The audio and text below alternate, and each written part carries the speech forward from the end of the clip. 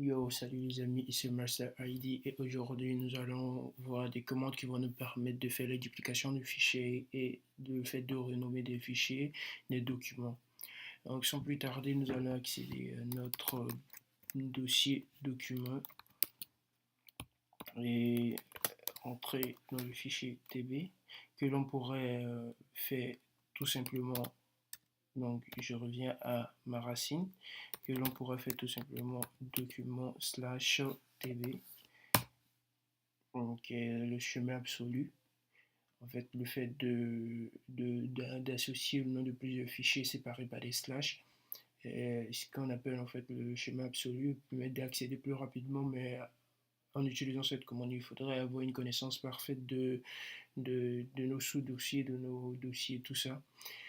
Et si vous vous rappelez bien, dans l'une de mes vidéos, j'avais parlé de la commande CD. Lorsqu'on le faisait, en fait, on revenait à notre dossier courant, notre dossier d'origine.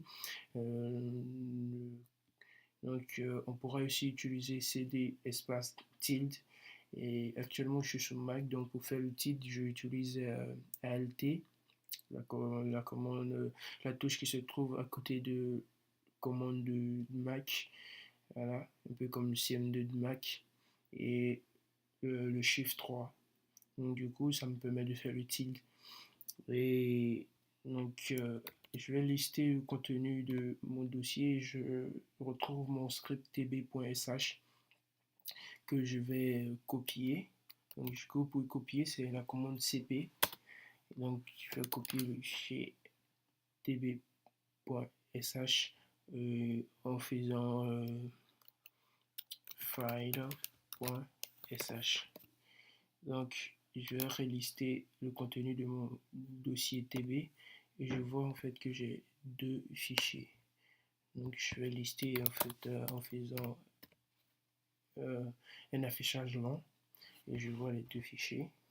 Ce fichier, je remarque qu'il est 21h36. Ce fichier, je viens de le créer à 21h36 et ça, c'est depuis le 29 décembre à 20h32. D'accord. Donc, le fichier file.sh pour le renommer. Donc, pour le renommer, je vais utiliser mov pour move, qui veut dire déplacer, en quelque sorte, faire bouger. Donc, file.sh. Et je vais appeler tb2.sh. Je vais relister cette fois-ci encore avec l'affichage lent et je vois que j'ai plus mon fichier file.sh mais j'ai tb2 qui est exactement ce que j'avais mis là. Donc tb2.sh. Et si je revois en fait le contenu de tb. Et encore une fois, la commande carte, j'ai eu à faire une vidéo là-dessus. Donc, pour récupérer le contenu de mon fichier, le mettre dans mon terminal. Et du coup, si je fais 4 tb2, je remarque qu'il n'y a rien à l'intérieur. Et du coup, si je fais tb.sh, je vois aussi qu'il n'y a rien à l'intérieur. Donc, en fait, je viens de dupliquer un fichier vide. Et je vais utiliser VI pour mettre par exemple quelques documents, quelques fichiers, quelques textes. Hop, ne m'en voulez pas. Le lorem ipsum ne passerait pas, donc ici je pourrais faire cb et tb.sh et en tb3.sh. Et si je regarde le contenu de tb3.sh, je peux voir le contenu de ce fichier. Voilà, donc en fait, il recopie, il fait une copie du fichier avec tout son contenu.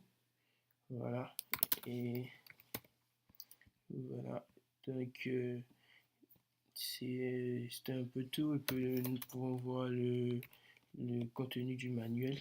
Donc je vois. Là, je vais CB, copy file et avec des des options, etc. Donc vous pouvez voir la documentation, renseigner, tout ça. Au cas où je sentais que vous avez des questions, vous pouvez les poser sur ma page YouTube, ma page Facebook, Master ID. Et à la prochaine. Ciao.